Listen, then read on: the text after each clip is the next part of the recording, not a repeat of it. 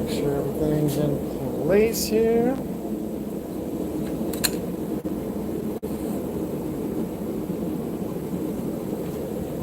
Bring it all down a little bit. Pull there.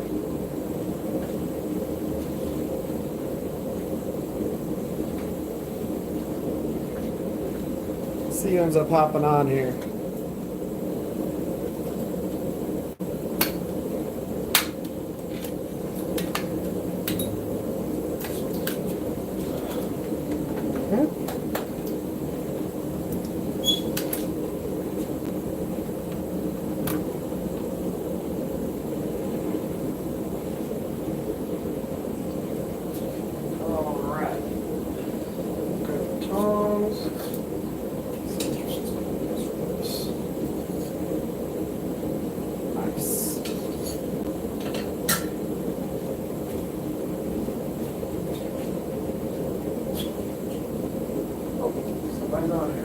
What's up, straight?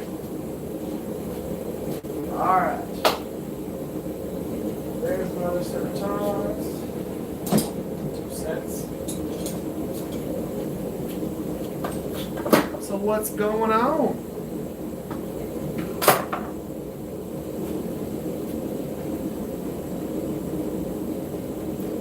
What's up, Duck? What's up, Bob?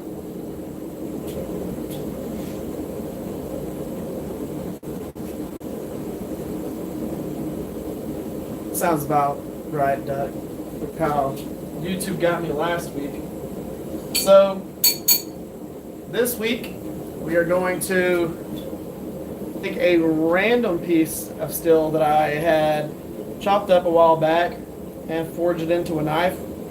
So, the reason why it's this shape is because there was a hole drilled right here and there was a hole drilled right here. This is a piece of the Willys Jeep leaf spring that I forge a lot of knives out of, but I haven't been,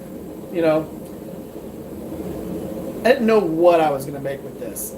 So I was like, you know what, this would be a perfect time for me just to forge a random shape. So yeah, that's what we're going to end up doing. We're going to use this piece of steel. I think we're going to make a through tang, so we're going to step this down a little bit and have like a little ricasso area, but step this down in here, do a through tang, and then forge this out into a profile. Don't know exactly what profile it's going to be, but yeah, we're going to get after it. And what did you say? That is begging to be a super aggressive clip point. If you wanted to turn it into a camp chef's knife. This is true, I could turn it into that. What I was thinking about doing with it is doing like a Warncliffe style blade. So some of the blades that I did in the past, this is an old profile. Old profile. I made this profile like 4.5 years ago. So I was thinking about doing some sort of like Warncliffe style with it because it kind of already is there. Now, of course, we have to forge all this down, do all that. But this right here, I was thinking about doing something like that. What we're going to do right now, though, we're going to get it into the forge, get it warmed up, and start doing some of our forging to it. So what I'm going to do first is I'm going to go ahead and do a lot of the aggressive forging on the blade side, and then we'll end up stepping this tang down because it is going to be a through tang, and we'll just kind of go from there. What's up, OG? What's up, Rich? Chevy guy? James, what's going on? Go ahead and put that in the forge. That shouldn't take that long to warm up, but what I'm thinking is I'm thinking about doing like a Warncliffe style with this one right here and just kind of seeing if I like that. Because the cool thing about a Warncliffe profile is, let's say I start forging this right here this is like a preform for every drop point knife ever. What's up, Alfred? So pretty much any drop point knife, you preform it like this. So you take and you forge it down, and then whenever you forge in your bevels, it pulls this tip up, and then you have a drop point. So I could go ahead. What's up, Rick? So I can go ahead and forge this and see if I like it. Now, of course, it's going to have a different handle because it'll have a hidden or a through tang. So we'll see how that goes. Yeah, and a chef's knife. You pretty much, this is a preform profile for almost every type of knife. You want to do a clip point, you do that right there, but instead of having it round, you kind of do it like a reverse tanto, where you just chop off the edge of it to where this drop right here is straight. And if that's straight, when you forge in the bevels, it gives you a clip, which is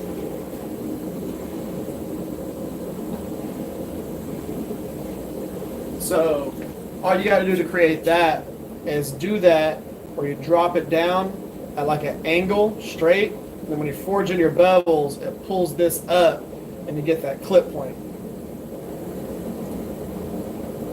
You vote for a clip point. So you want me to make a through tang, like a through tang? Okay, fine. That's what we'll do. Alright. Because I can do that with this profile. I can do a through tang clip point. This is a democracy, whether you like it or not. Pretty much is. So yeah, that's what we'll do. We'll go ahead and do a clip point and call it good. Straight razor.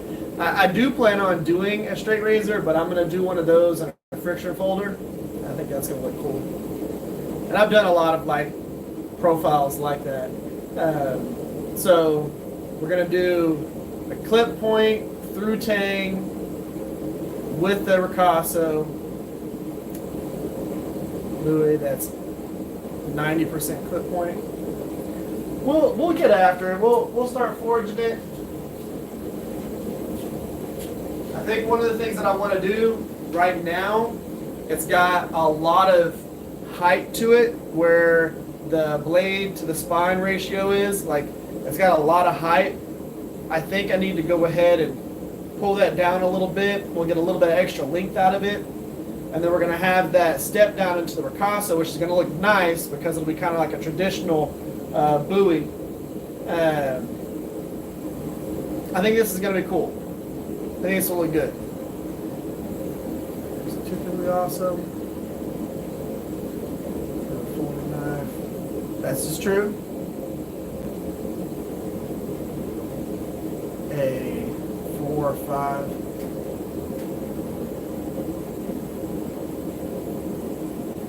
Yeah, I saw your slip joint that you were messing with. It looks like it's working pretty good, Duck. What's up, George? How you doing?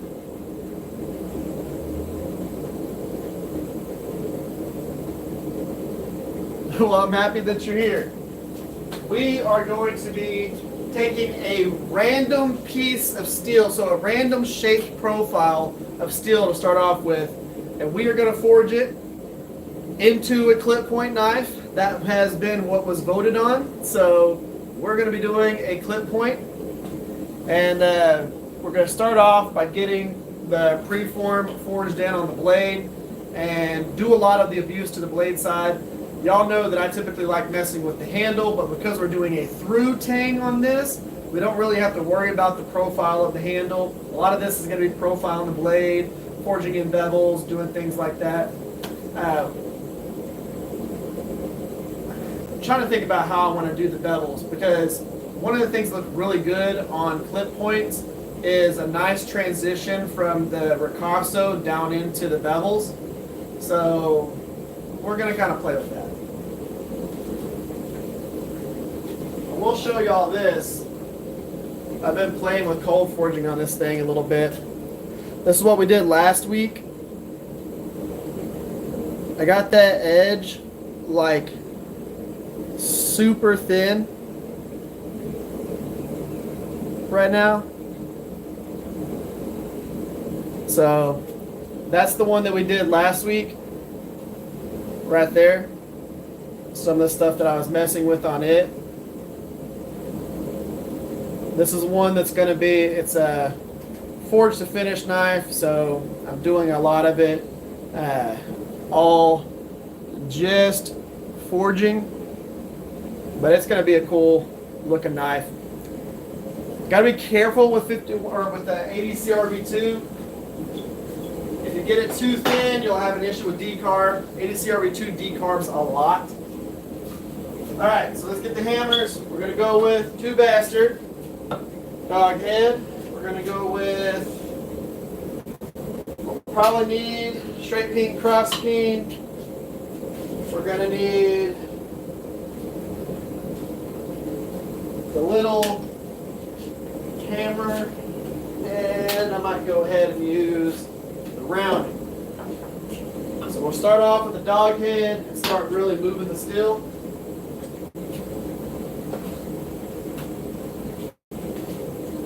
Going with that preform profile, knocking this section down into the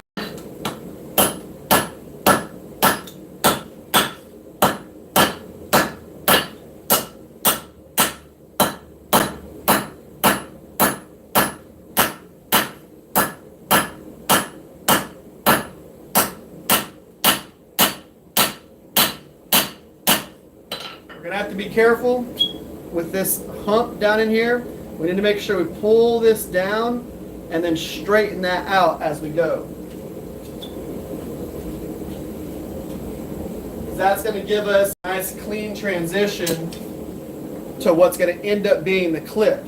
So we need this transition right here to be super clean. We need to make sure we get a nice straight edge. So a lot of the times whenever you're making a clip point, again, you don't forge it like this right here. This is the preform for a lot of knives, but not a clip point. You want this to be straight so that whenever you forge in your bevels, it naturally puts that curve into the clip point. So that's what we're going to use them. Do you ever use your flattened hammer? Oh yeah, I use it. I just look ridiculous whenever I'm using it because I have to stand like this and put it between my thighs to use it to hammer. If not, I'm having it over here and I'm just like hammering on top of it. But you have to use your third leg, well, not leg, your third hand to do that. But yes.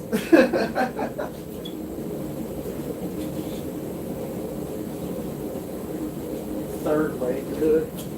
Ridiculous.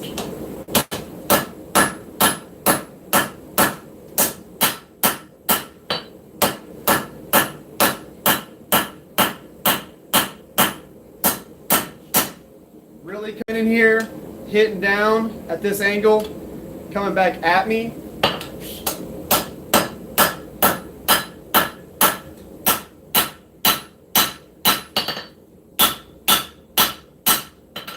And we'll start cleaning that up so it's not as much of a hump. Bring it all the way back. Yes, blacksmiths do need a cup guard.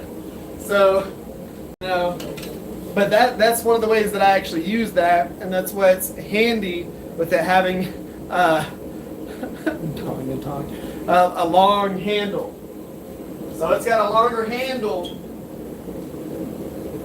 than a lot of my hammers because of that. So this actually has a pretty long handle on it compared to a lot of my hammers. Typically my handles are only about this long. But this is my leg gripping area.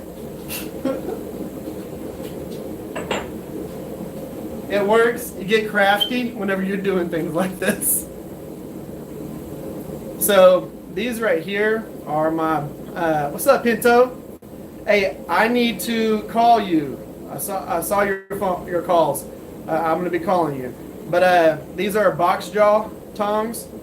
A lot of people use them for knife making. It actually lets you grip the steel so it doesn't fling out. These are what people call like wolf jaw or just your standard tongs. These have that little jaw that comes up and it keeps them from flying out.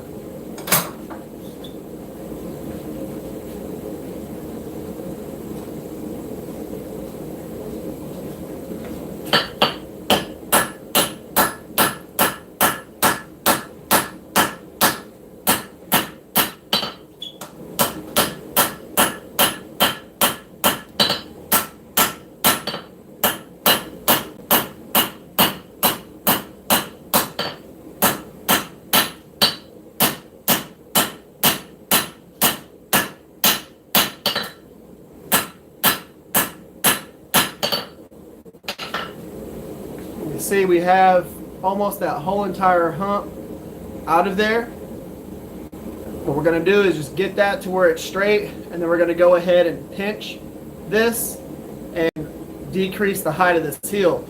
That'll come back out a little bit whenever we start forging in the bevels. We just don't need all that height there right now. I would rather convert that height to length. Is it moving? And sometimes slip.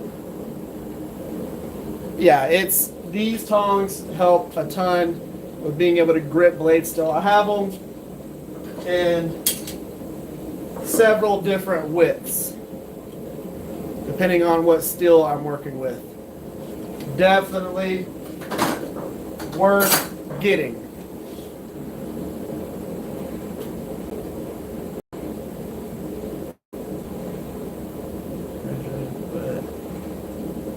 This text to speech didn't.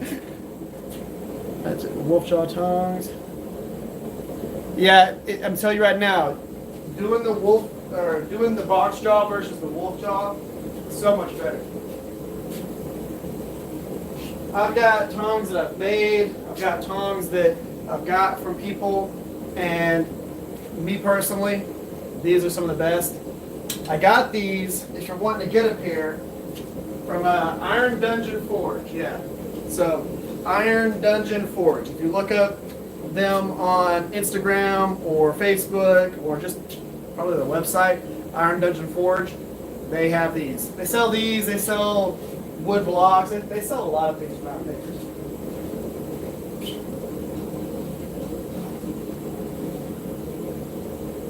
Whenever I go to any of the shows, I always stop by their booth and get stuff.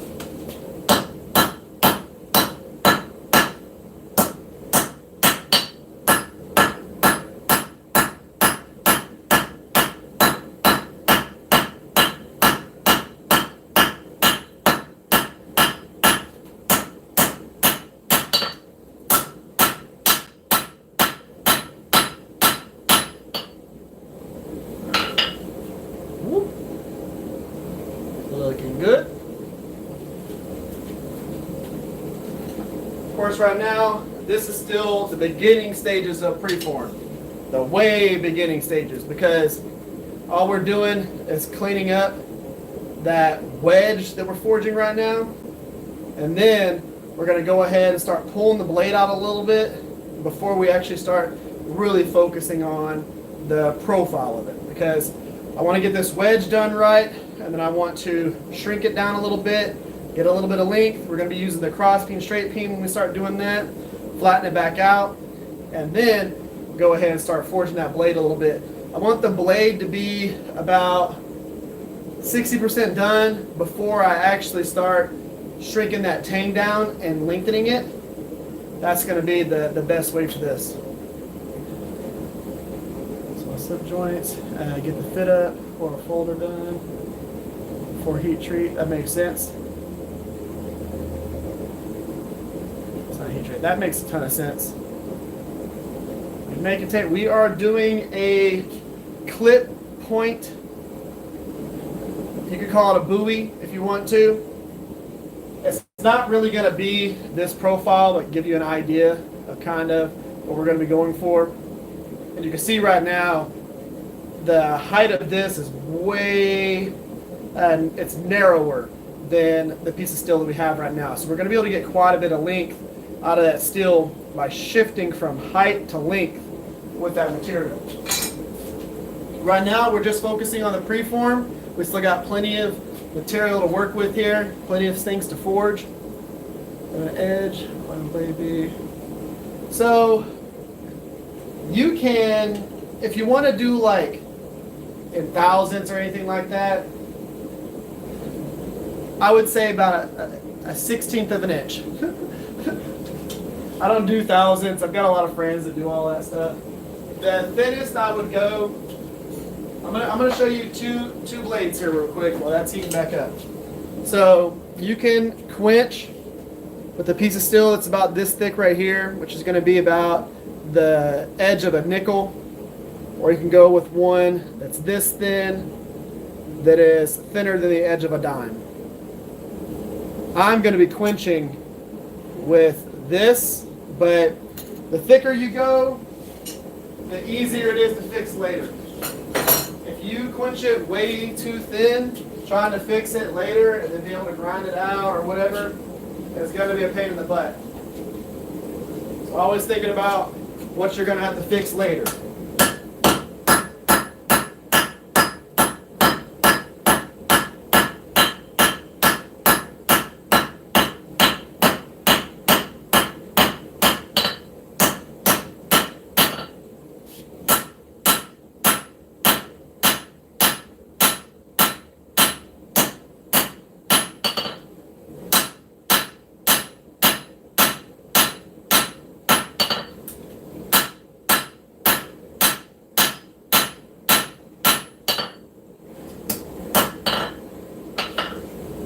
Okay, now we no longer have that dip that was right here. For a lot of people just joining, this blade, this was just a random piece of steel that I decided to forge into a knife today. But it came down, then it bumped up, came back. Now we have a wedge. So what we need to do next is we need to go ahead and pull this piece of steel in a little bit and get some length out of it. So we're going to get that.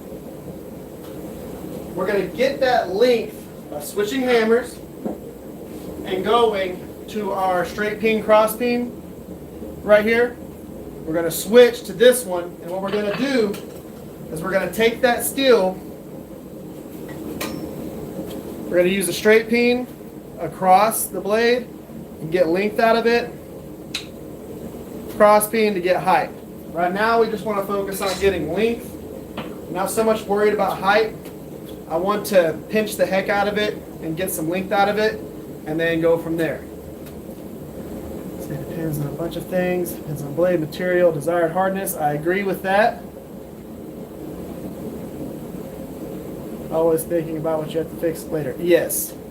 So a lot of the times whenever you're going through and you are trying to think about how thin you want to be able to quench, I was thinking about this. Can I use this hammer to fix warps later? So this is a straightening hammer. It's got a carbide ball bearing at the end of it. I want to be able to go in there, straighten, and be able to clean that stuff up.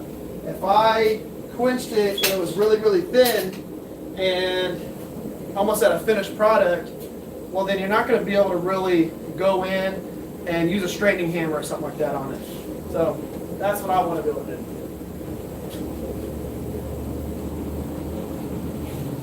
Okay, let's get some length out of this.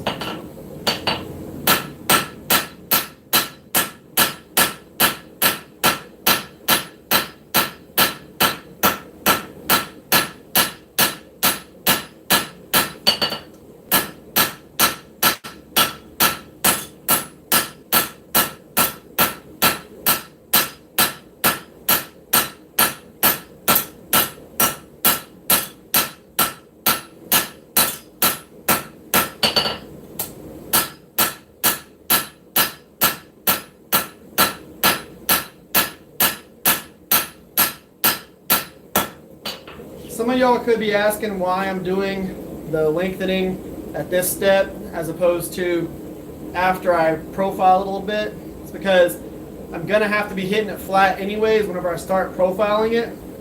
So I might as well put all those straight lines into it now. And all that is, every single straight line that you see there is where it's getting pinched and lengthened. And we're going to get quite a bit of length out of this. So on this next heat, I'm going to switch back to the dog head. And then I'm going to focus on taking that height out of it and extending it out. And then we're going to switch back to the straight peen, stretch it out a little bit, and go from there. This blade, well, I mean, right now, it might. It's really hot. If you get poked with that thing at like 1300 degrees, it's not going to feel good. Yeah, especially right now because we're kind of in that preform phase. We haven't started forging in the bevels. We haven't really done much. This is still the beginning phase of knife making. We haven't really started focusing on the profile.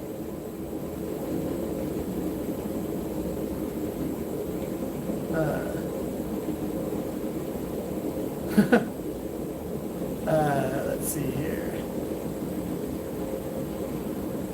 Right. So yeah, we go ahead, let this thing get back up to temp. I've got the forge running at a lower PSI right now because we don't really need it to be super cooking. Do I know how to change oil? 100%. I do it. I do all the oil changing myself. Well, not all of it, but some vehicles that I own, I have people will change the oil in, and me, I change the oil. A lot of stuff that I do. Just focusing on the outline of the shape. Yes.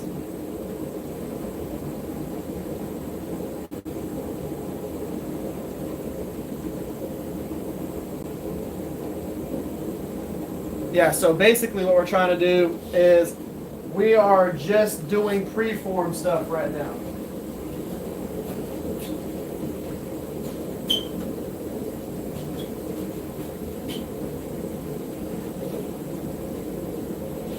All right, so we're coming in, hammer on the spine,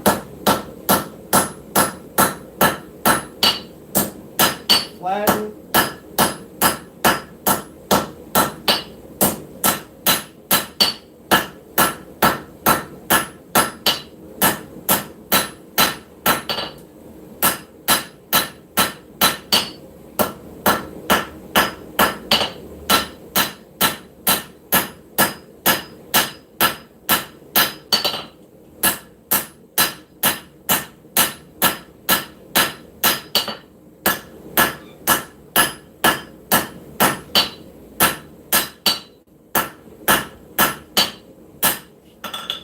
So now we've got a longer straight section right here, and then it comes up to the tip. Before we started doing that, this wedge came all the way back to here. So we just took some of that height out, and then we have a nice wedge. I'll tell you right now, this is going to have a pretty sleek, long tip to it. So this is not going to be like your standard looking buoy or something like that. Some people say Bowie. It's not Bowie, it's Bowie. And this is going to have a longer clip point to it. I think this is going to be pretty cool. So again, the reason behind leaving this wedge straight as opposed to curving it like we would a drop point is we want this to curl up. We want this tip to curl up whenever we actually forge in the bevels.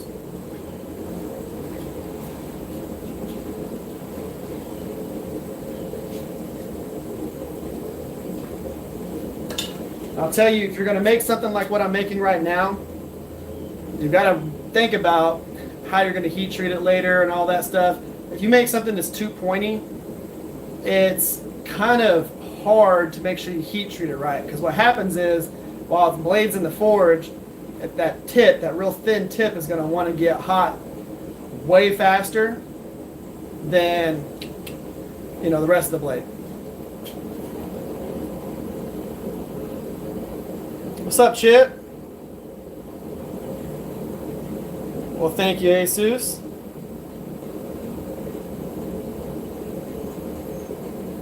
Hammer the bumps on the metal so it doesn't bend. You can.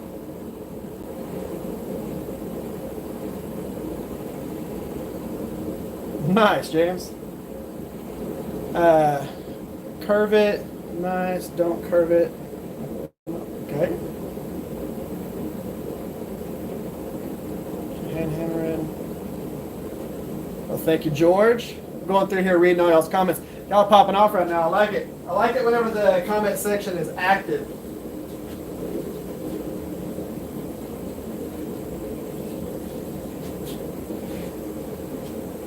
So the cool thing about this is people can see what the type of steel, like what profile it was before we started, and you can actually see what you can do with it.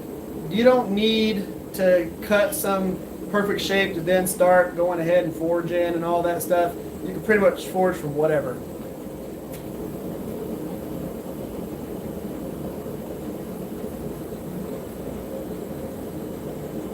Let's see here.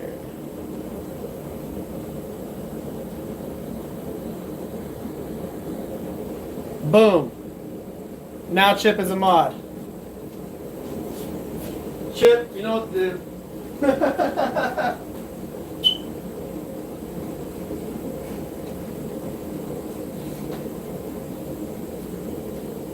You can now delete comments. Boy, that bad boy was deleted quick.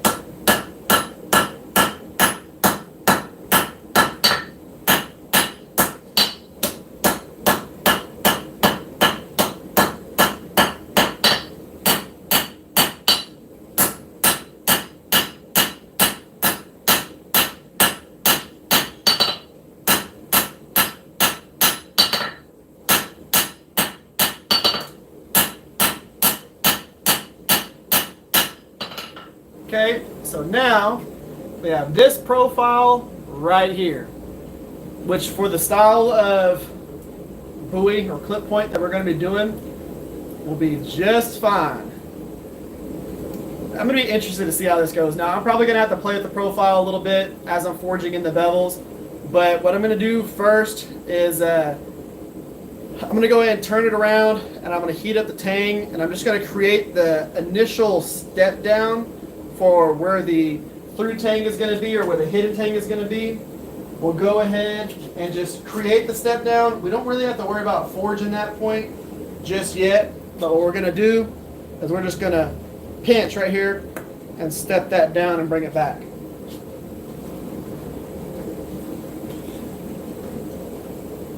we're going to heat up the tang. We're going to bring out the guillotine tool. So bring this over here. Switch out the dies.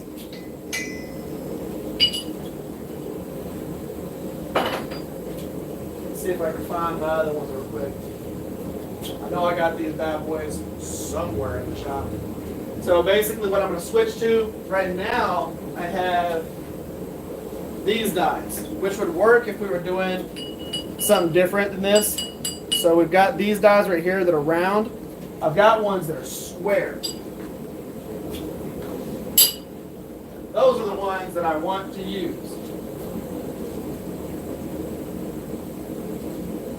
I know a lot of people are like, maybe you should put these things in an area that would be easy to find.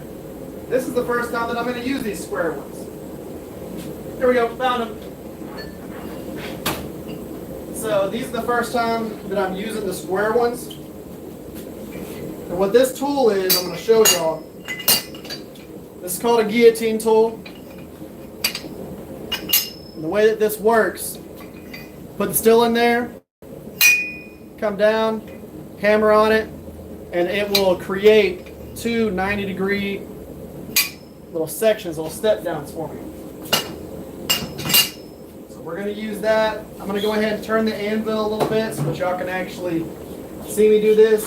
It's not really going to be a big deal here just because I'm only going to do it like twice, but that way you can actually see me put it in here, drop it down, hammer on it.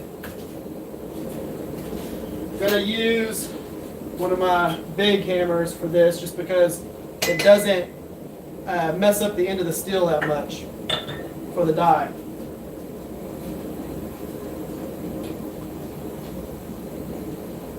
We're not going to have a super long ricasso on this, so I'm going to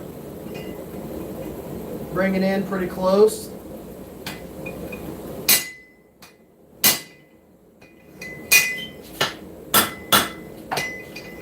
Give me a little notch.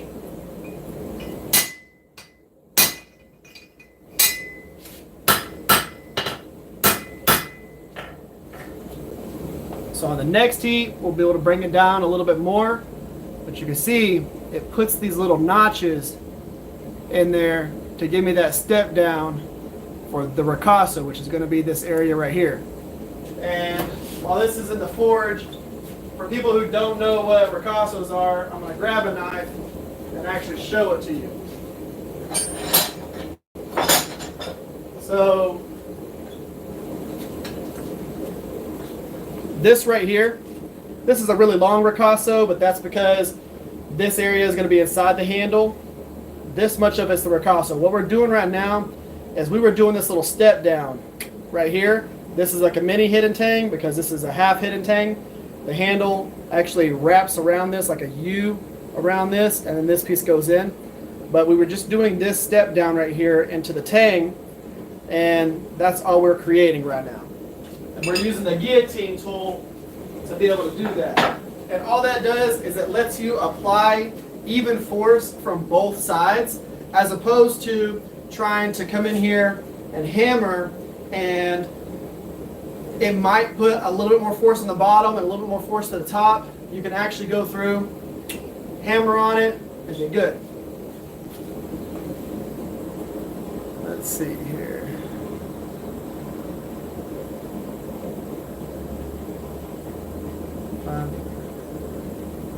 Well, thank you, 3 a.m. Forge.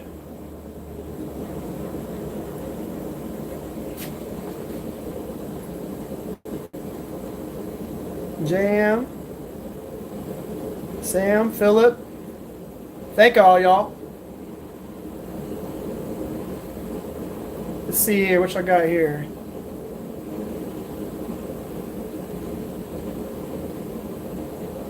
Why doesn't your beard connect? And yes, I do trim it. 2 pieces of metal and a few other pieces still correct.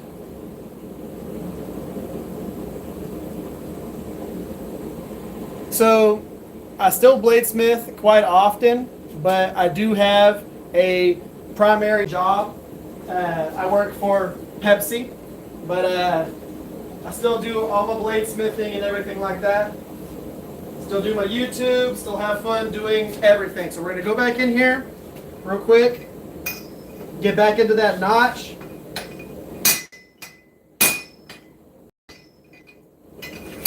Make sure we flatten it again.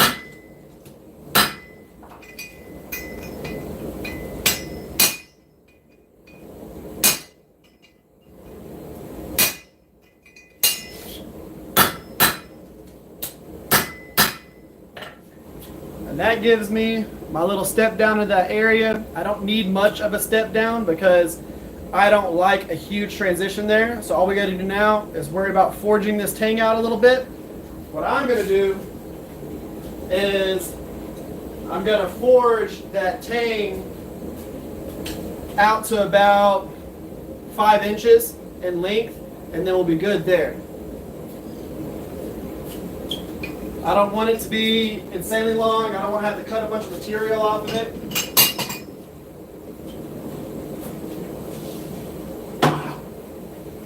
Turn this back to where y'all can actually see what I'm doing. So when it comes to a lot of the stuff that I have in the shop, almost all of it's on wheels, so I can move it around.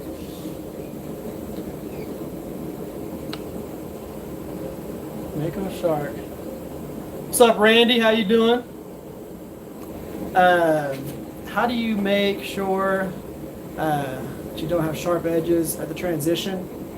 So are you talking about how do I make sure that I don't have sharp edges? Like, which transition are you talking about? Sharp edges here? And like a transition of the step down? I'd be interested to know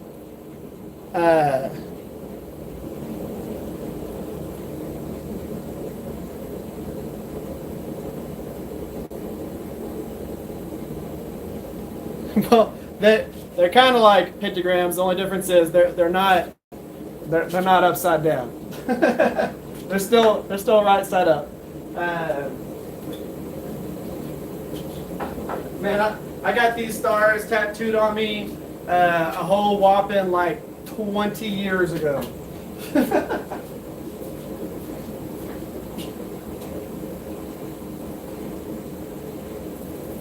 All right, so let's go ahead. There it is. Looking for the old hammer. Draw this tang out.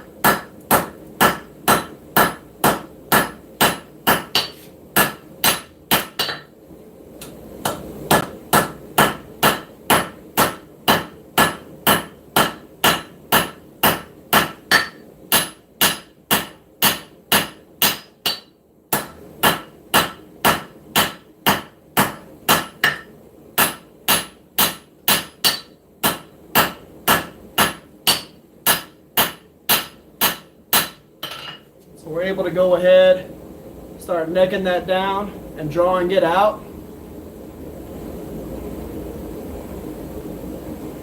Up higher where the blade meets the handle. So I like sharp transitions with a lot of the stuff that we do, like plunge lines and things like that. But a lot of my knives have nice, smooth transitions, but I do like sharp ones going from like the ricasso or the plunge lines right there. But when it comes to a lot of knives that I want to have smooth lines and things like that, just round them over with the hammers, do cleaning work and stuff like that. So the base of my anvil stand, I'm going to take y'all off here for just a second. So this is the base of my stand. It's all 2x12s that are staggered. So you have tongs on here, and then I've got casters on the front that are stationary so that I can roll it forward and roll around the shop. It makes for a nice, easy anvil stand. And the cool thing about it is you can actually go to Lowe's or Home Depot and tell them what you want the length of your 2x12 cut to, and they'll sit there and they'll cut it all the same length. And that way you can just throw it into a Honda if that's what you drive. You don't need a truck to transport it.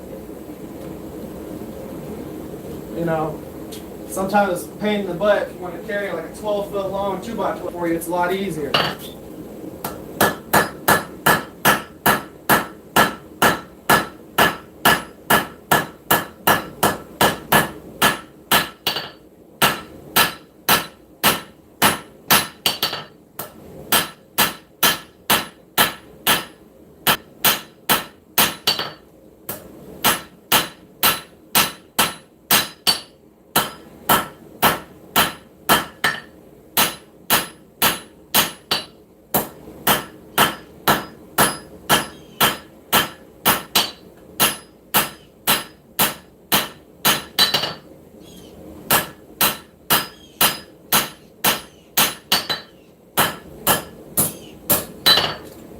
Flatten this back out just a little bit.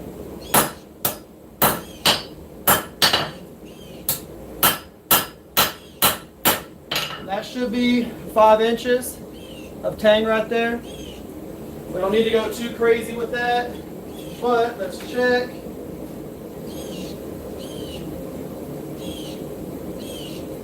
We are good. So now what I'm going to do, switch back to the blade. Now one thing I don't want y'all to worry about, don't worry about where the tang is oriented right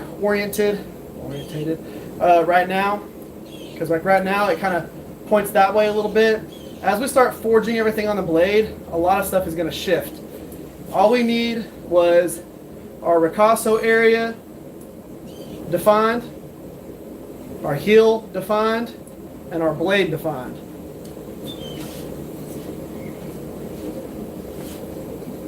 Doug, did you like do the dishes in 5 seconds?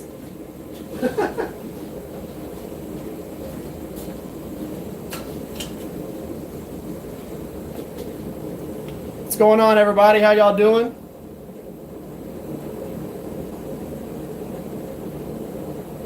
So I am forging a clip point. It's kind of like a buoy. Let's see here. Thanks, Platter plus 55.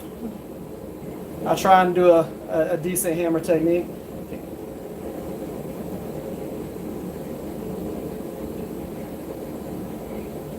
What's up from Brazil? So basically, we're going to be doing a clip point, kind of like a buoy. It's not going to be this profile, but that gives you an idea of what we're talking about with the clip point. This is going to be one that's going to have a longer front to it. It's not going to have as much of this belly that's right here on it. The propane tank freezing up. So no, I don't, because the base of it right there is in about 3 inches of water. So this little plastic tub that's right here has about 3 inches of water in it, and it keeps the tank from freezing. I have no issues with it anymore, ever since I did that little tub of water right there. That is going to be a game changer for you. If your tanks are freezing up, get you a little tub that can hold water, about 3 inches, put your propane bottle in it, never freeze again.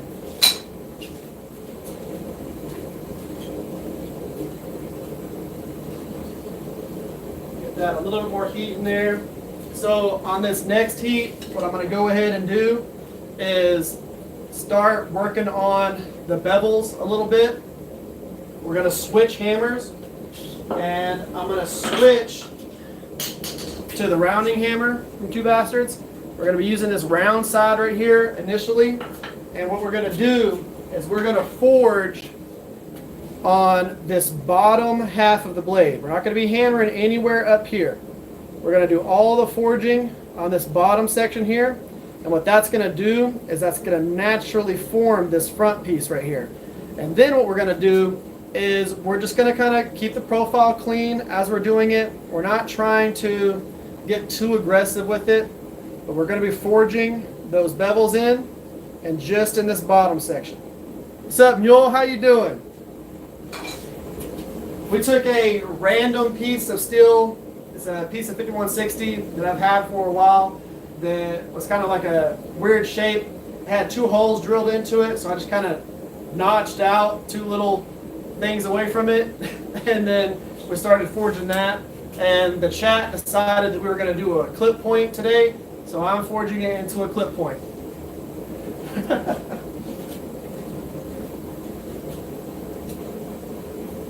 It's going to have a longer clip point, but you can see where we're at right now. Okay, so we're going to go in here and start forging in these bevels.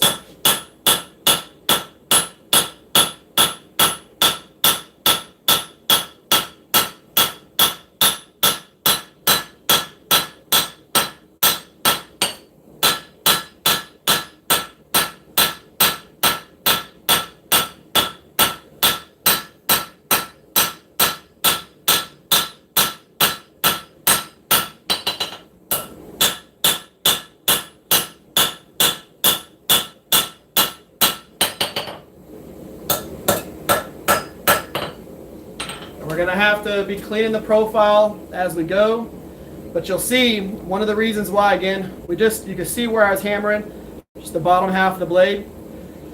One of the reasons behind that is what we're going to be able to do later is take the amount of meat that we have left in the steel here. And if we forge that flat, it will automatically drop that tip back down a little bit.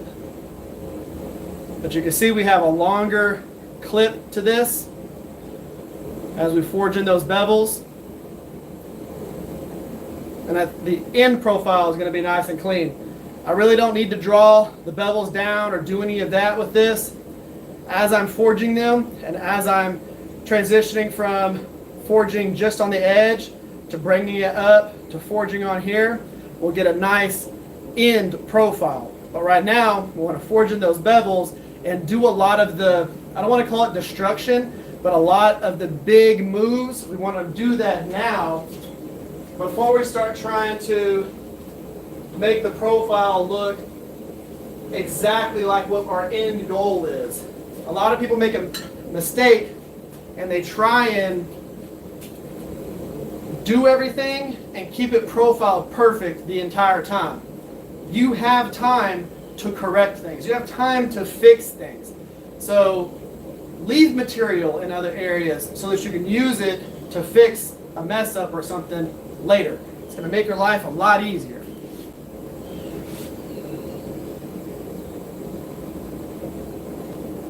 A Moroccan flag on my arm? Are you talking about which one? My star or my koi fish? And no, I'm not Moroccan.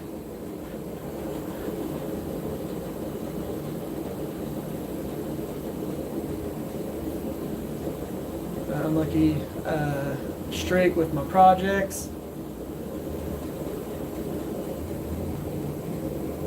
Both.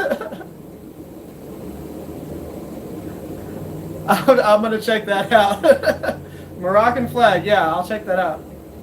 That's what I was talking about, combining steps earlier. You need to have one step to move the material and then a step to fix the material. Correct. A lot of the times whenever I'm forging, you'll hear me say that I want to get one spot to 60% done and then another spot to 60 or 75% done. A lot of the times you have to do the things in steps in order to get the end product. And a lot of this comes in practice of forging.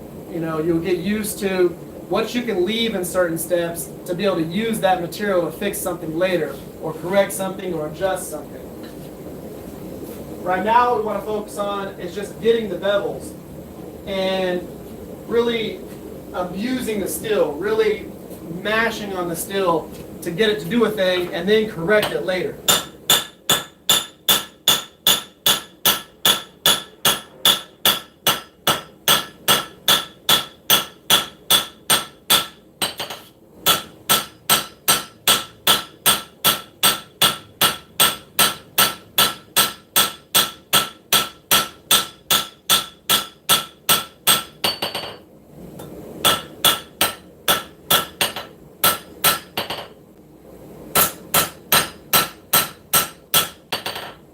Now, I'm not really like an oddball whenever I do this, but I see a lot of people use the flat side of their rounding hammer whenever they do this particular step when they're forging the bevels. I like using the round side. This is not a super aggressive round, but I like using that whenever I'm forging in the bevels because it lets me really pinch the steel into the areas that I want it to go. And then I'll come in with the flat and I'll smooth everything up into the spine. But right now, we have my bevels about as far as I want to take them. I'm not trying to do a forge to finish on this. I want to be able to have a little bit of edge thickness left so that whenever I grind them in, I still have a little bit of ricasso. Or not a ricasso, but plunge lines. But what I'm going to do now is we're going to go in and we're going to start forging on this top section, and you'll see what happens to this tip whenever we start doing that. It's going to push everything out and move that tip down just a hair.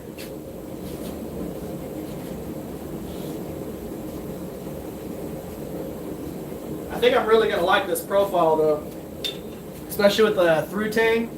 What I've got a cool piece of antler that I can use for this. I've got a whole bunch of different pieces of material that look really good with the through tang on something like this. And I've got a coin medallion that I might drill a hole in and use that as kind of like a butt cap for this, and I think that'll look really cool. I've got technically a medallion that I can make for the front and the back of this, so I'll kind of play with that and see what I want to do.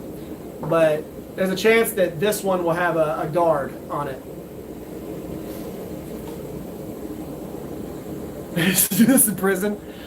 Could you imagine just out here? Oh, okay, that makes sense, Doug. But yeah, could you imagine just have an anvil and a forge in prison making shanks or something like that? I'm not saying you were making shanks. I'm just saying that's what you think of when you think of making a knife in prison.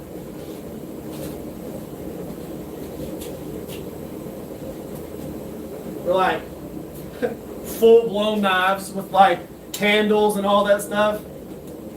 That'd be fancy. But on this next step, what we're going to do, we'll go ahead, we'll start forging on the flats. I'm going to switch back to my dog head hammer. Again, for all of y'all that don't know, these live streams are sponsored by Two Bastards, Texas Smithy & Supply. They're the ones that supply all my hammers. So they're the ones that make almost every hammer that I use in my shop, which is really cool. So they are Frank and Nita. Those are the Two Bastards. So we're going to be hammering on this section right here.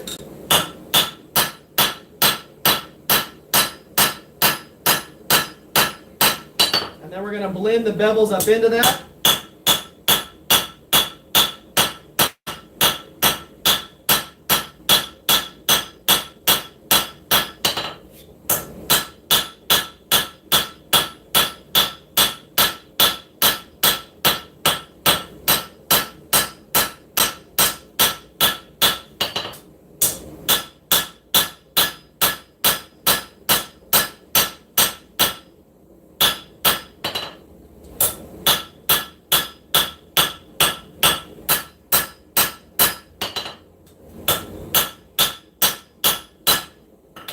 And you'll see what'll happen is that tip will start coming down, and that's going to start looking like a clean, sleek clip. Now, of course, I want you to remember where the tang's at right now isn't where it's going to be. It's going to come down to about right here.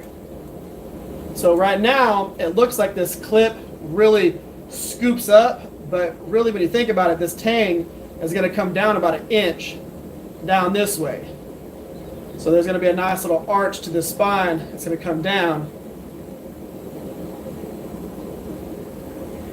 So it's not going to be anything too crazy when it comes to the point. Right now what we're doing is we're blending the bevels up to the spine. We're going to clean up everything so it has a nice even flow down to the edge.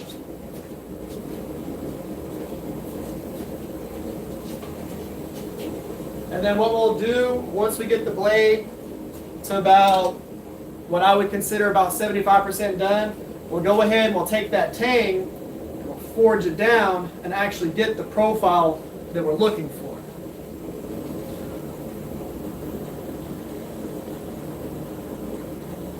Like Arabic sword, why did I say sword? Sword, big and bend with 2 points. Oh yeah.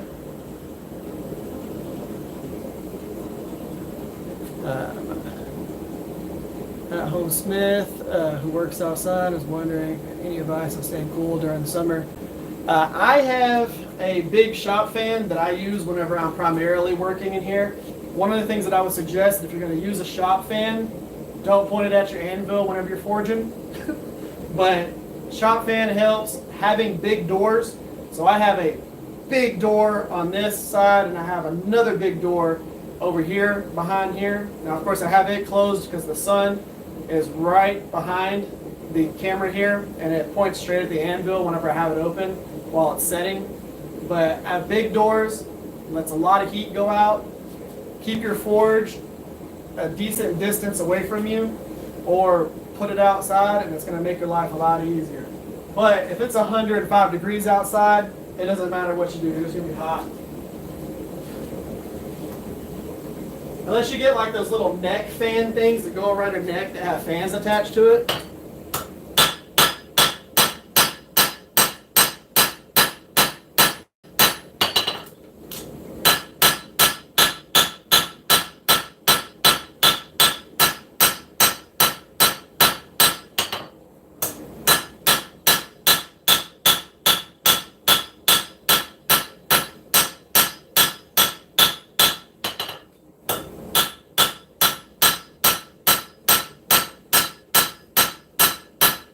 Primary area that I was forging on that particular phase was right in here in the middle of the blade. Really trying to focus on erasing that transition from the bevels going up to the flats. I want the flats to be all the way up here at the spine. This is going to be a almost full grind, so I want there to not be a big transition line towards the middle of this blade. And this point will go ahead and thin out a little bit as we finish forging this. It's not going to be super thin because, again, we're not trying to do a forge to finish. If I was doing a forge to finish, that tip would be that thin. So that's a forge to finish blade. Everything that's on this blade right here is all forged. So our grinder hasn't touched this at all. This is the handles full forged. The full profile, the thinness, how thick I got the cutting edge right now is all forged on there. It's got a double distal taper, so it's got a distal through the tang all the way to the tip. But yeah, that is a full forged knife. The handle, everything. So we did that on the last live stream.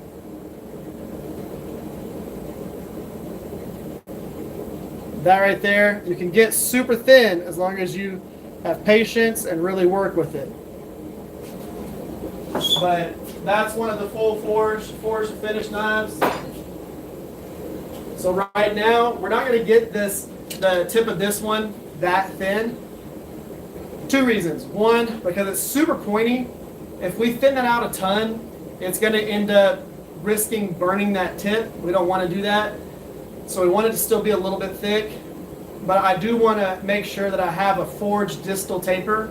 So I want there to be a definite transition from the ricasso down through the tip. And I want that to be forged in. I don't want to have to grind a whole bunch of material away. You know, forge as much as you can so you don't have to grind everything.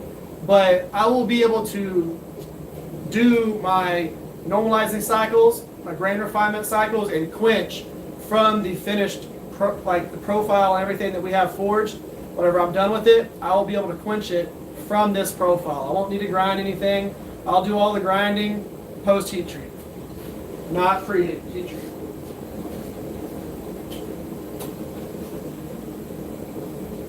This is 5160. It grinds just fine whenever you're doing it after the heat treat.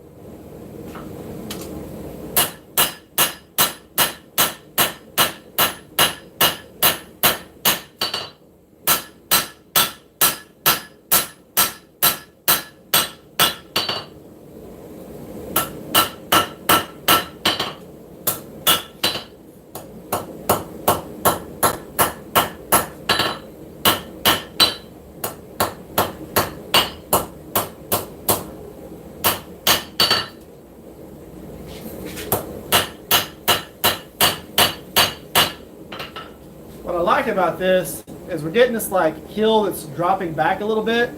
I think that's going to look real cool with this. But that's a good profile. Of course, we need to straighten it out, but we're starting to get that distal through the tip. We have not forged basically we haven't planished or done any of that. We have forged in our bevels, but planishing and doing all those steps are going to be what cleans up everything. We'll go ahead, and what I'm going to do now is I'm going to do one phase of planishing on this, and then we'll go ahead and make sure that the tang is lined up where I want it to be. The reason why you don't focus on getting the tang of it perfect while you're still forging the blade and all that stuff is because as you're forging the blade, you're going to move every material around that blade a whole bunch of different directions. So as you're forging right here, what ends up happening, let's say I forged this whole entire handle profile and I haven't forged the bevels yet. What happens is when you forge the bevels, it doesn't just curl the tip up, it also stretches the material this way and takes this and moves it up.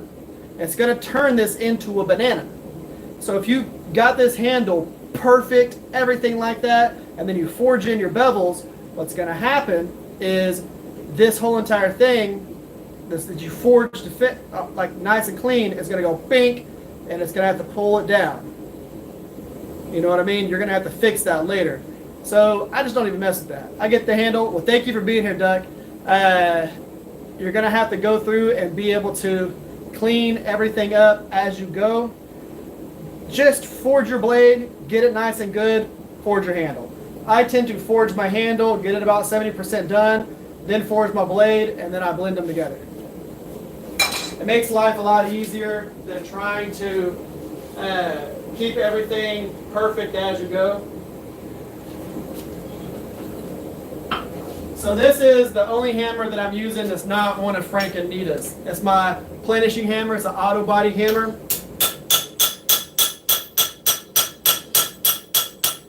It's a really light hammer that I use to clean everything up. Whenever you're planishing, you don't want a whole bunch of heat in the steel.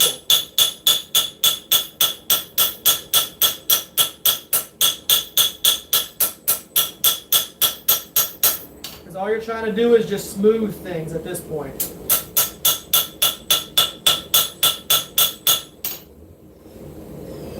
Smooth it, straighten it, clean up transition lines.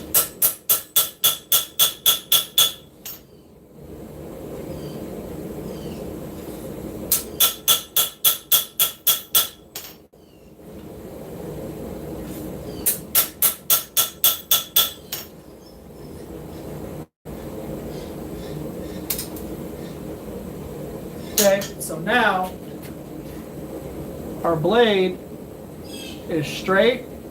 We have our bevels forged in. Now the blade is the only thing I'm worried about being straight right now.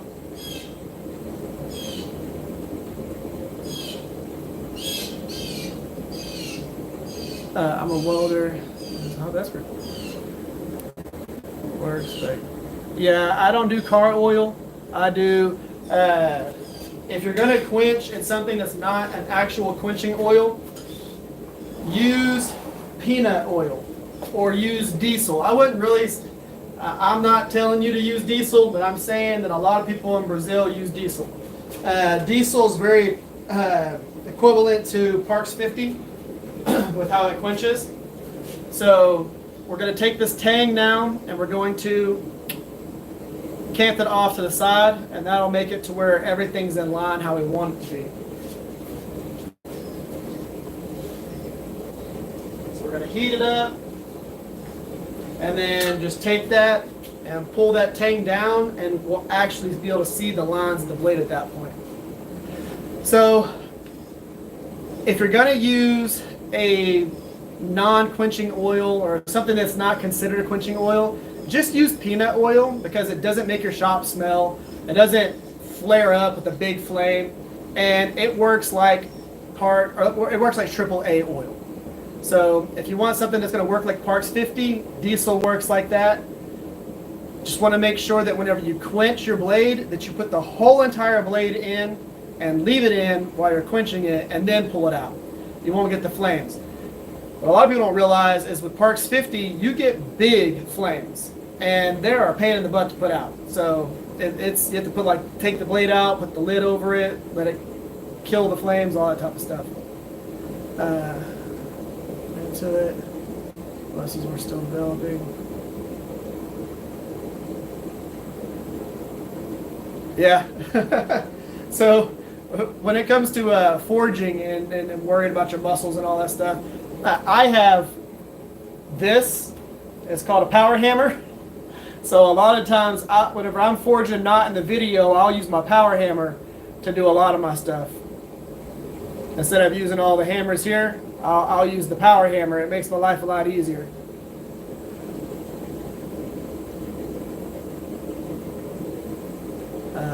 Help my eyeballs are crazy shaky. What should I do? I don't know. So basically, we're going to go ahead, get this tang nice and hot, shift it down. This won't be that difficult. All we're going to do is just hang the blade off the edge of the anvil and tap down on it. I could even do this particular phase with this little bitty hammer here, because we're not trying to squish and move a bunch of steel. All we're trying to do is correct lines and clean things up.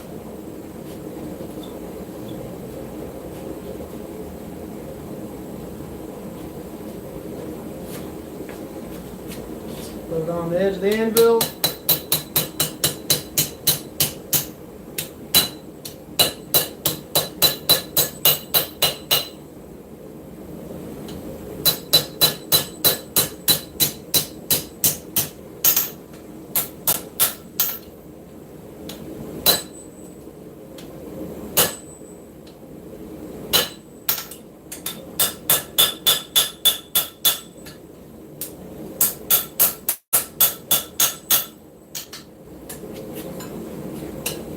I'm going to end up shifting it down a little bit more, but I want you to see what our profile looks like right now. So I'm going to shift that tang down just a hair more, but that is our profile. I'll put it against my shirt so you can actually see it. But we have our step down into our ricasso, and then the step down into the tang. Got a nice heel. Nice clip point profile with a long sweeping clip point. We have our bevels forged in. It's got a little distal taper going towards the tip. We're nice and straight. But now you can kind of see it as we got that tang pulled down a little bit. Yeah, it's very pointy for a clip point.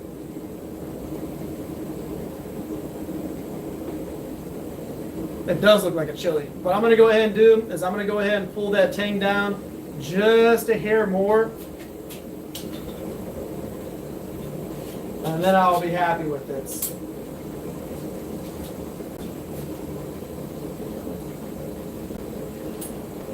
What you want to do, if you're going to try and adjust something like this and you don't want it to really move the rest of the steel, you only want to heat up the part that you're trying to move. So let's say I was trying to just move the tang, so just this section right here.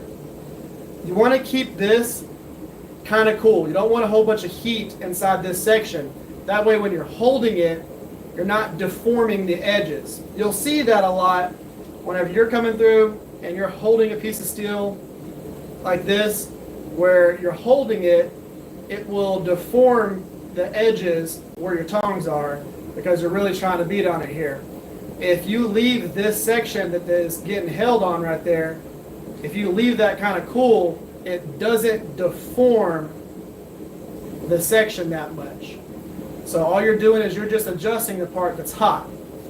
It's going to make your life a lot easier. Those are things that you learn as you start forging and you start seeing what your tongs do to your steel, especially if you're using this type of tong right here. So this is the type of tong that a lot of knife makers use. If you see the way this jaw looks, it's got a V inside here.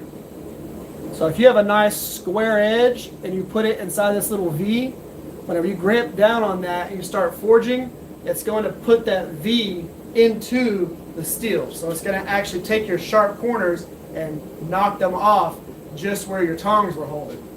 And you'll start seeing that you have to correct that or clean it up later. It's one of the reasons why I use bolt jaw tongs. But if you just sit there and you focus on how you're holding it, making sure you don't have heat in weird spots, you'll be good. How much does this all cost? It really depends. If you're trying to get into knife making like I am, like doing what I'm doing, it does have a little bit of a cost involved with it, but it's really not that crazy. You can get into knife making for pretty cheap. I know people that are very young. You see what I'm talking about here? Where I'm holding it, it's nice and dark. Where I'm going to forge is nice and bright. So we're just going to drop that tang down a little bit more.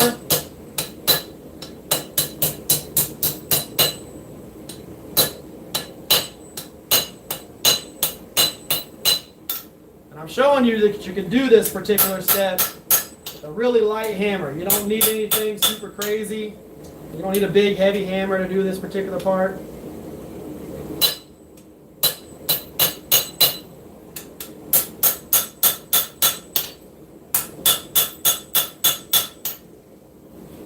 Now we've got that tang dropped down to where I want it to be. And this is going to be a through tang. What that means is the tang is going to go all the way through the handle. So what will happen is I'll end up forging this little bitty tip here or grinding it down into a smaller piece, and this will go all the way through the handle. And then what will happen is I will take the tip and I will peen it over the end, so this will be exposed on the back side of the handle, and that will give me a mechanical bond. So not just the chemical with the epoxy, but a mechanical bond, because it will be peened into place. There's this little notch on the front. There'll be the front holding it, and then whenever I peen over the back, that'll be the back holding it, and it will pinch that handle into place. Different colors of how hot metal can get. Very true. For me, I'm in my own forge and got gifted a homemade anvil. Yeah, I mean, it really doesn't take much. And the fact that you can get so much stuff off of Amazon, or even nowadays, you can go through Vevor for a lot of stuff. I'm not saying that, you know, you can support who you want to support, but like the anvil that I have back here that we use a lot of practice in and different stuff like that, that's a Vevor anvil. These tongs right here, these are actually pretty decent tongs. These tongs are actually Vevor's tongs. Now they're probably made from somewhere in China, but they send me a lot of stuff. I get a lot of stuff from them. But you can do things through Vevor, you can do things through Harbor Freight. There's a lot of ways to get into it. I will tell you this, if you're going to get into forging and you're going to get hammers, go through my friends at Two Bastards. So go through them. This is their little logo. It's Two Bastards, Texas Smithy and Supply. I have them in the links to all my channels. They're one of my main sponsors. I don't use them because they sponsor me. I use them because I like them. So it's a guy named Frank and his wife named Nita. Those are the Two Bastards. So that's where the name comes from. They've been doing this for 6 years. They don't just make hammers. They make all kinds of stuff, but they do restorations on old hammers and anvils and all kinds of things. But you go through them, the price for their hammers is absolutely awesome, because you can choose to upgrade it and have like the gun bluing and all that stuff, but you don't have to do that. You can go with as simple and sleek and inexpensive as possible. And the cool thing about them is if you call them, you talk to Frank, and he'll help you figure out what hammer you need. That way you can get into it and you're not getting a bunch of stuff that you don't need. He's really awesome about that. He'll even tell you, oh hey, you could just get a hammer from this place and modify it and do that, and you won't even spend any money with him. He'll just advise you on the best way to do it. That is an awesome dude.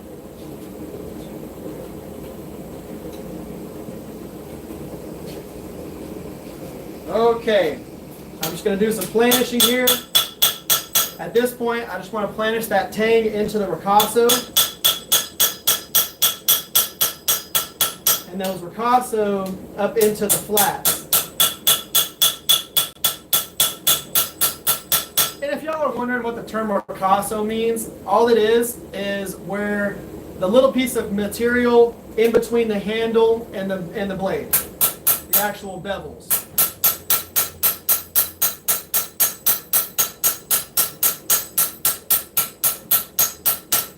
I'm not super worried about the thickness of the tang because I'm going to be cleaning that up on the 2x72. So I'm not really worried about that. Ooh. My wife brought me food. Get our cutting edge even. One of the things that I do want to make sure we do is get the tang in line with the blade.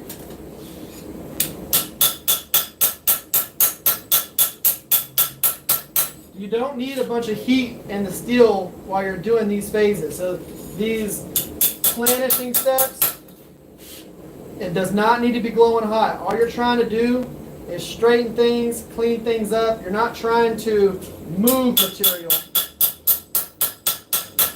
You're just trying to clean it up. So now that I have the tang even with the blade and nice and straight, I'm going to switch back over to the blade. And what we're going to do is we're going to then finish planishing the blade. So we're going to planish the ricasso, which is this section right here. We're going to finish planishing that up into the flats. We're just going to go up to this little point right here. And then we're going to clean up the bevels one more time. And that'll be absolutely where we want it. Planish means to flatten, to clean it up. You're taking all the big bumps and things from the forging process and you're making it smooth. You're planishing it. Just as if you were to planish rough wood, they're going to plane, to make an even plane. Planish. And this River's over here with the smart words. I mean, you use a planer in wood to make it a smooth flat surface. Yep. And that's what we're doing with the hammer. We're planishing. Instead of cutting and removing it, you are hammering it. Homemade spaghetti? Yes. I do know how to make other things,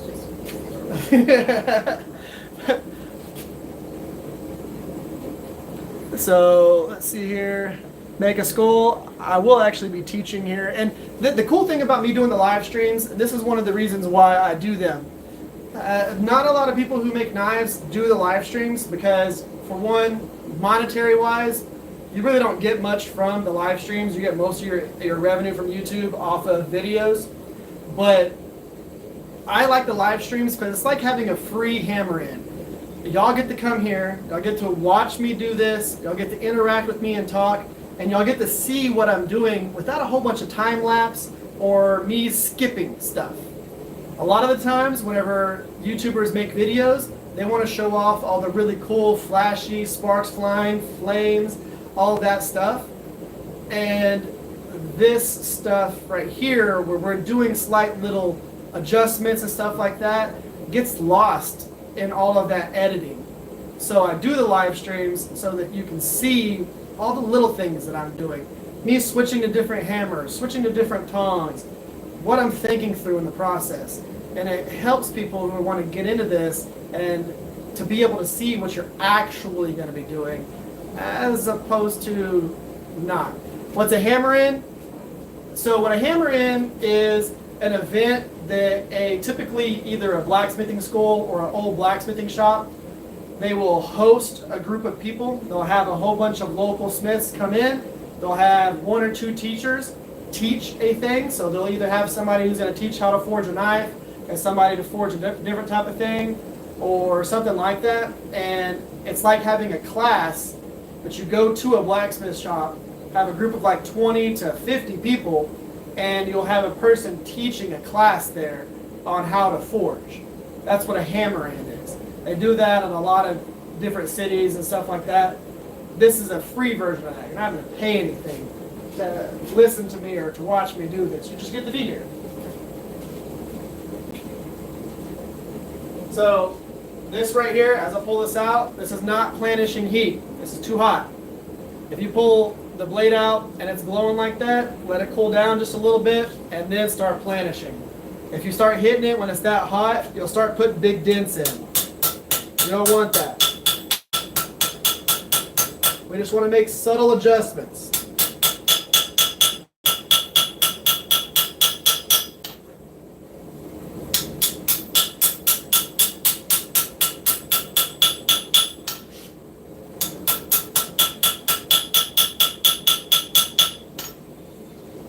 Remember that as we're forging, to keep everything even and keep our hammer even, as we're doing this, treat yourself like a power hammer.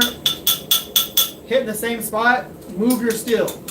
So move the steel and keep your hammer in the same spot as you're hammering. As you're hammering, move the steel. Don't try and swing your hammer around your anvil. Because what's going to happen is one hammer blow, you're going to have it tilted like this, the next like this, like this, like this, like this. You're not going to have it in the same motion. So you want to keep it in the same spot and move your blade as you go. I'm liking that. That's nice and even. So you can see on my shirt here, we're nice and straight. Comes to a nice distal taper. It's not overly thin. Nice and straight. Our cutting edge, let's see if I can get this on here, is nice and straight. So we don't have like a bunch of waves going down the cutting edge. It's nice and even throughout the whole entire thing as it goes forward. Do a ball bearing test on your anvil.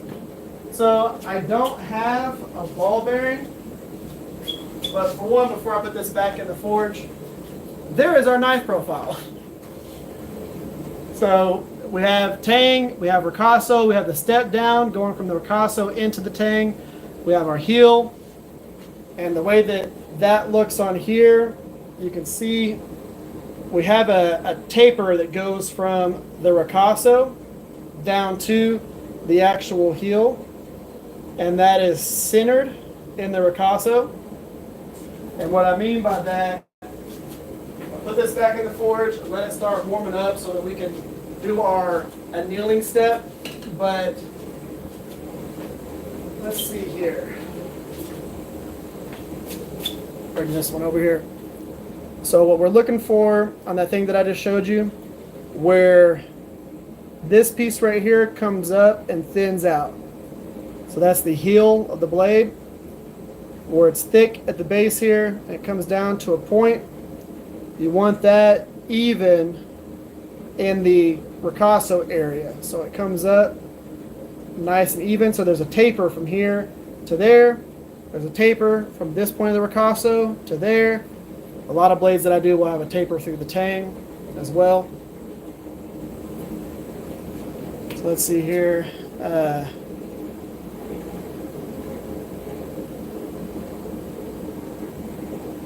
By the way, thanks to everybody who's actually subscribed to the channel during this. Yep.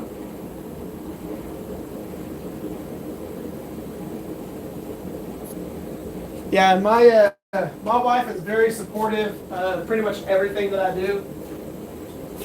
I am very blessed in that regard. You know, having shop like this in your backyard, you know, because this is just one of the shops. I've got this shop here, then I've got the shop that's right next to it. This, of course, is the main shop. This is the one that a lot of people see in the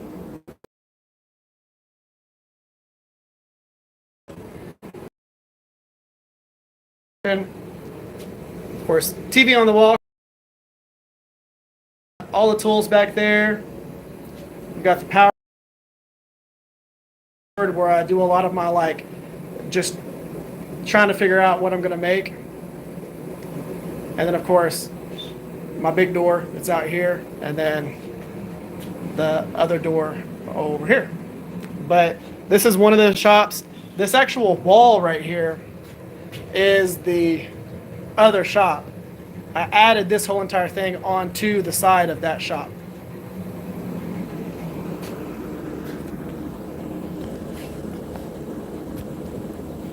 Now that I probably made a whole bunch of people dizzy by spinning everything around like that.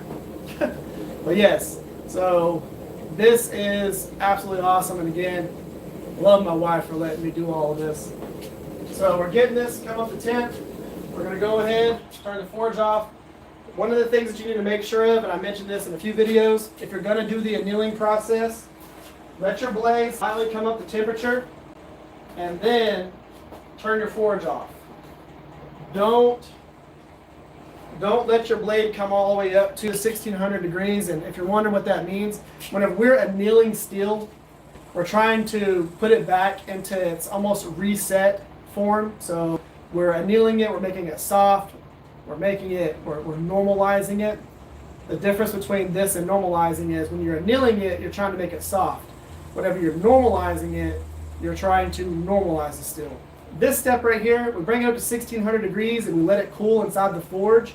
What that's going to do is it's going to make it easy to drill through. It's going to make it easy on your abrasives and things like that. But if you bring it all the way up to 1600 degrees and then shut off your forge and close your forge off, if your forge was about 1800 degrees prior to you shutting it off, that 1600 degree blade will come up to about 1750, 1800 degrees as the whole entire thing cools down. Because the inside of that chamber retains heat.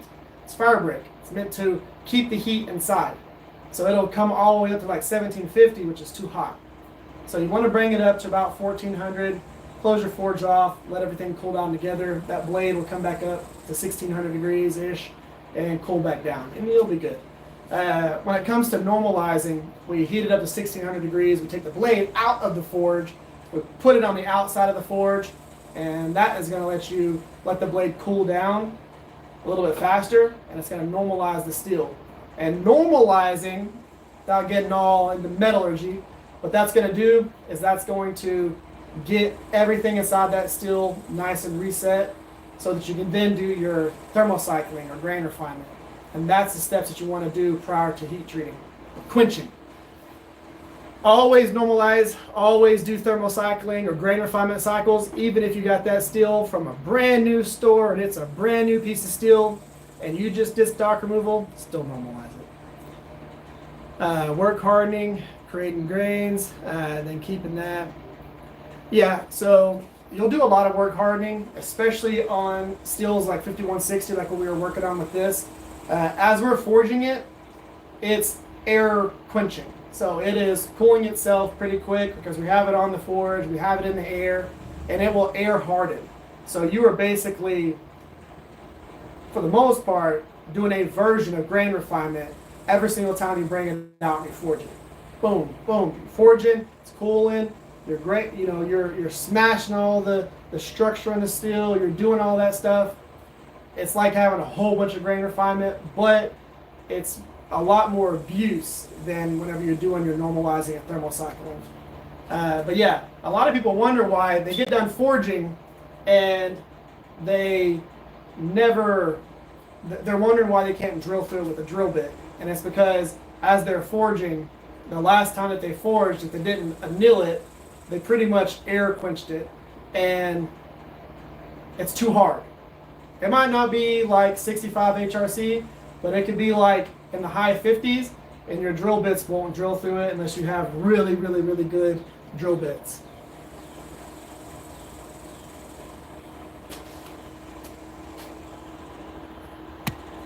Let's see here.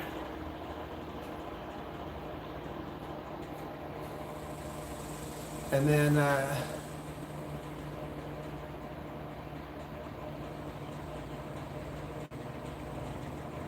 drill press, won't get through. Yeah. So there's a lot of stuff that drill presses won't be able to drill through if it gets work hardened. So how do you put a hole through it? So when we're going to do that, all you do is just use your drill press with a drill through it, and it'll be good. I suggest using drill oil or cutting oil for whenever you're going to be drilling through the tangs and stuff like that. It's gonna be the best way to go. I'm happy that we were able to do this in an hour and a half. I was wondering what we were gonna do, because whenever I first started this live stream, I didn't know exactly what profile we were gonna be working with, and then I was like kind of wanting to do a Warncliffe or something like that, which is like this profile right here. But then the chat decided we were going to do a clip point, and that's what we forged. Up in the shower, but much enjoyed. Thank you for being here, 3M Forge. I really appreciate you. And then make a time for this, and people will come. Yep. So that's always the goal whenever I do these live streams, is to get as many people to be able to watch it as possible. Again, the live streams don't really do anything for me monetization wise, unless people like do the donating in chat thing, which I don't really push. If people want to do that, they can do it. They don't want to, they don't have to. So you'll have that, but really I just want to be here to help people learn how to do this and be able to actually forge and do bladesmithing without having a huge cost initially. Sometimes you just want to watch somebody do it and then go, okay, yeah, that's something I want to get into. And sometimes you want to be able to just watch someone do it because you just want to watch somebody forge. I mean, how many people watch Forged in Fire but will never swing a hammer? Plenty of people.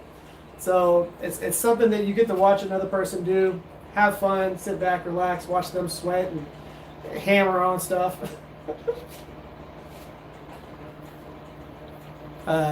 So I can do the whole drifting, like I can drift the holes and do all that stuff if I wanted to, but it's just as easy for me to use my drill press to drill it as opposed to using my punches and drifting the holes. Sometimes I might want to modify the profile of the handle a little bit. So if I went through and I drifted the holes, but then I decided to, make,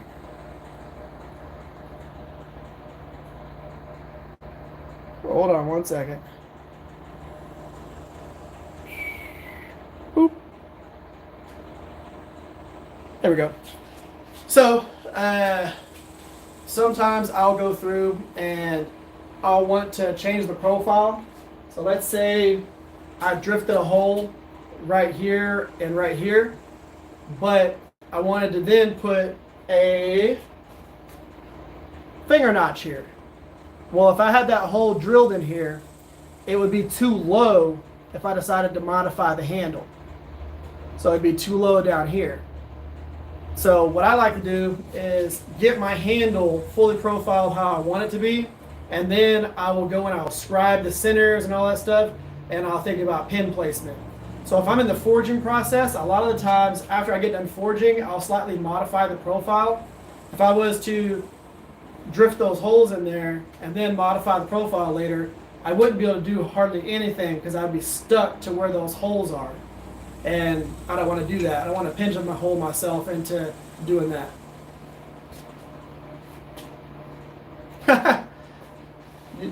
You might think, but I've been married for 20 years and I have 3 kids.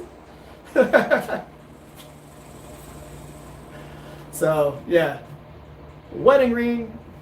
But yeah, it's, yeah, as a matter of fact, my wife just brought me my food. But anyways, so yeah, and that's one of the things that, like, a lot of people do knife making a bunch of different ways, but for me, I really think through the end result and all the different steps that we're going to have during the process. A lot of times whenever I'm forging, I like to think through, okay, what am I doing now that's going to affect the steel later? Same thing, if I do something right now, is it going to affect what I can reprofile or what I can change? Is it going to pigeonhole me to where I can only do certain things with the steel? I don't want that. I want to be able to do a lot of different things.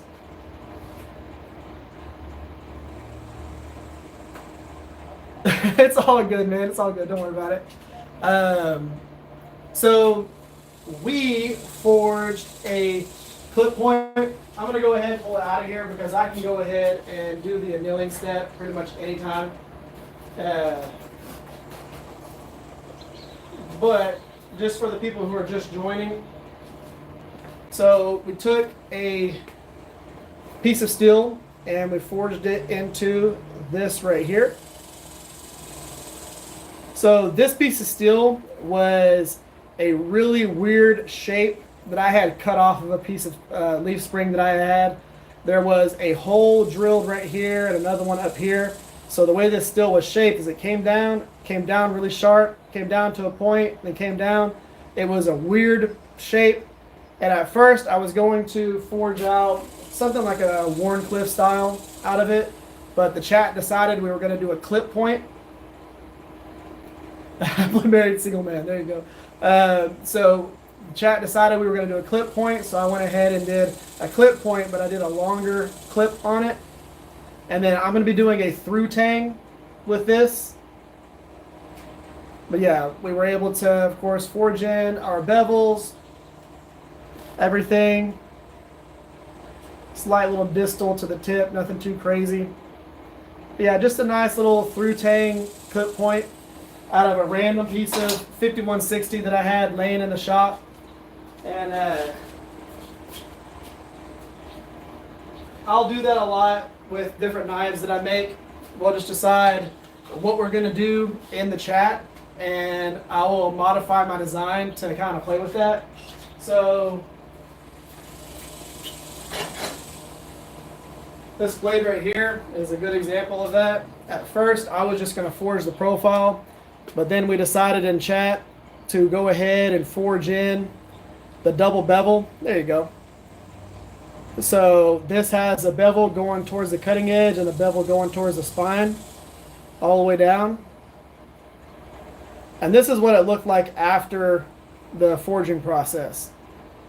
So we decided to go ahead and forge those bevels in. What's going to end up happening is the bottom bevels are going to get cleaned up, but there will be a nice forged texture on the top bevels whenever I get done with this. This is a Quaken. Some of y'all might call it a Tonto, but this is a Quaken. This is going to have traditional hardware, the Suba, Habaki, all that stuff. But yeah, chat decided we were going to go ahead and forge in that transition in there. So I went ahead and did that with this. That was a fun one. Doing that particular bevel on something with a hook like that was not the easiest thing, but we were able to make it happen. But I do that with a lot of stuff that I forge in the live streams. You know, I'll let chat kind of help decide what we're going to modify on it and change it around. Made a knife with a ring. I do quite a few of them. Actually, the profiles that are right up here, there's 3 profiles of kind of like a version of a karambit. So ring knives. Mule, it was awesome having you here.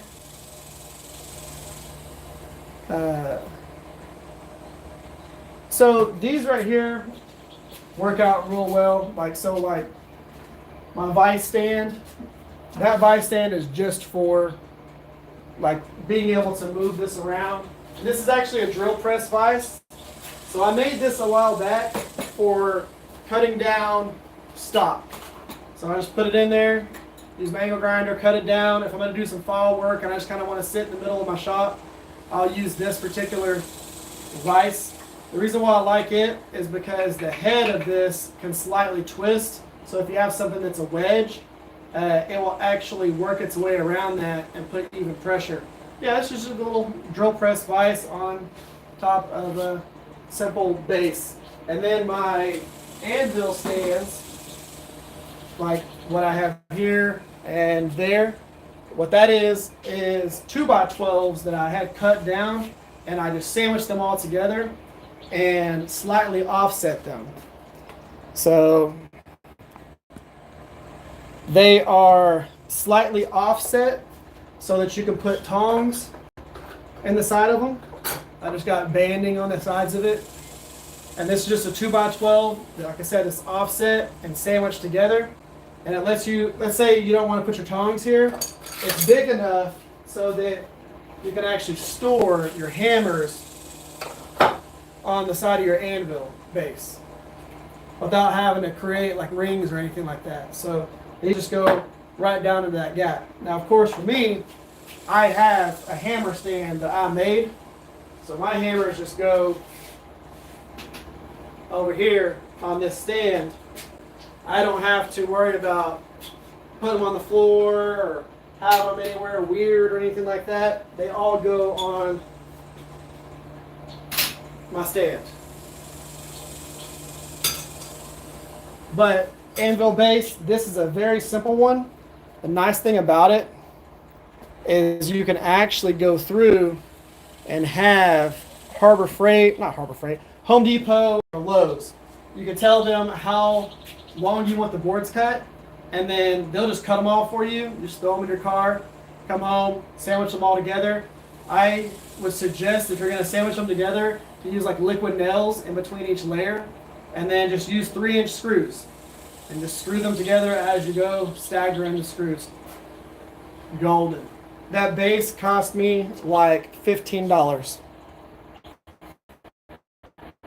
So that simple little base there, about 15 bucks, got an anvil base. That's it.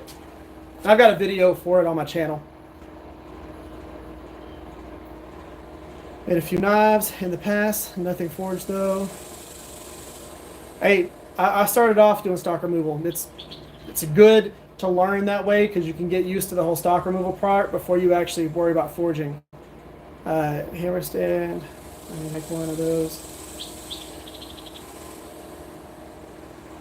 Yeah, this is super easy.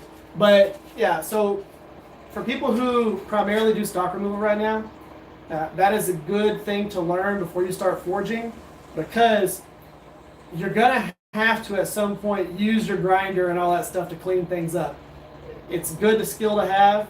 The difference between a decent knife and a really great knife is how clean you got it on the 2x72 on your grinder. So me personally, I do a lot of forged to finish knives or ones that are brute to forge. So mine have to be really clean forging and really clean grinding. You have to have both of that. So I tend to lean towards both things. It's just like these right here. So whenever I'm doing like my camp knives or my EDCs, I will have the forged texture in the ricasso and up at the top, but then I'll have nice clean bevels on there. And clean plunge lines, things like that. This one is just a little stone washed. Say little, it's a big knife. But yeah, that's one that I'm working on right now. The one that I'm working on for the Shop Talk Tuesday build, a lot of work goes into ones like that. That's going to have hours of hand filing in the spine and everything to create dragon scales in the spine. It's going to be pretty cool.